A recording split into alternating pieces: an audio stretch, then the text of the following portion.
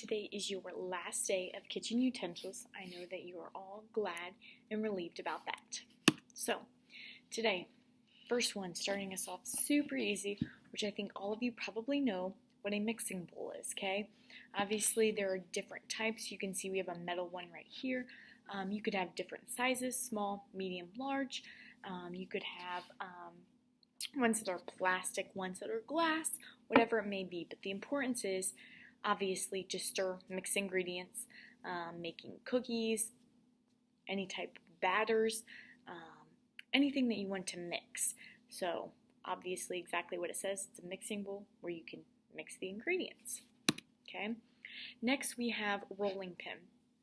So obviously you can see right here the handles where you hold it and you roll it in and out. Okay. The goal is obviously to flatten or roll out the dough. Maybe you're making pizza crust, pie crust, any types of bread, anything that you just want to flatten out the dough.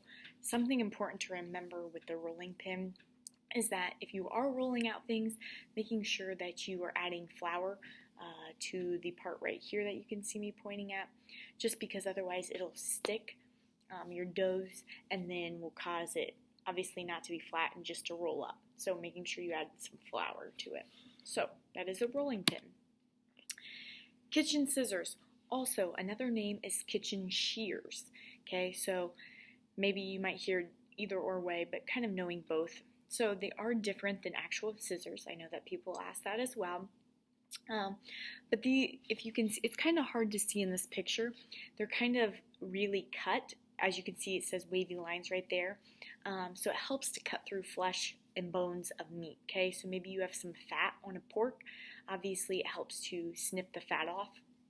And then you can see right here that there is different wavy lines. Again, what that does can help you open lids of things, which obviously normal scissors won't do.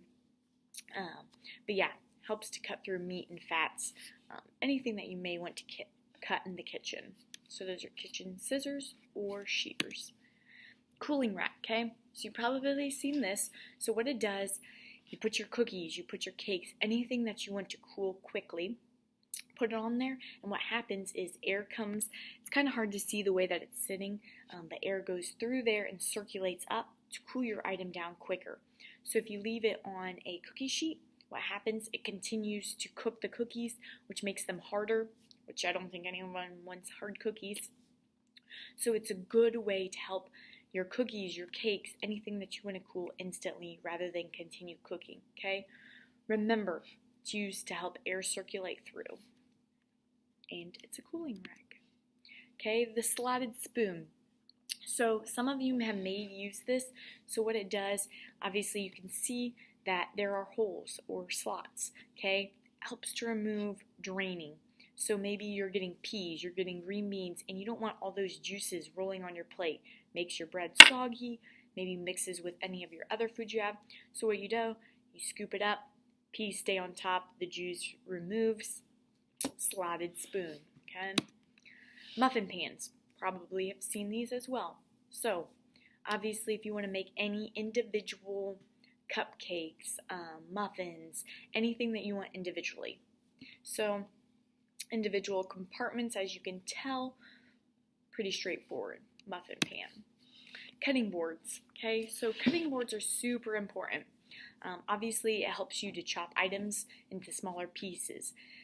The reason you use cutting boards is for multiple. One, helps you not to cut on your counters. I don't think your parents want you cutting on the counters. Two, helps you when you're cutting food, it stays, okay? If say that you're using a tomato, cutting it, it can easily slide, whereas the cutting board keeps it sturdy. You can also see on this picture, I'm pointing at it right now, is there are lines around this cutting board. What that does, if you're putting chicken on there, the juices stay on those lines rather than going out on your cabinets, okay? It's important to keep all juices on your cutting board so you don't get anything unsanitary on your counters.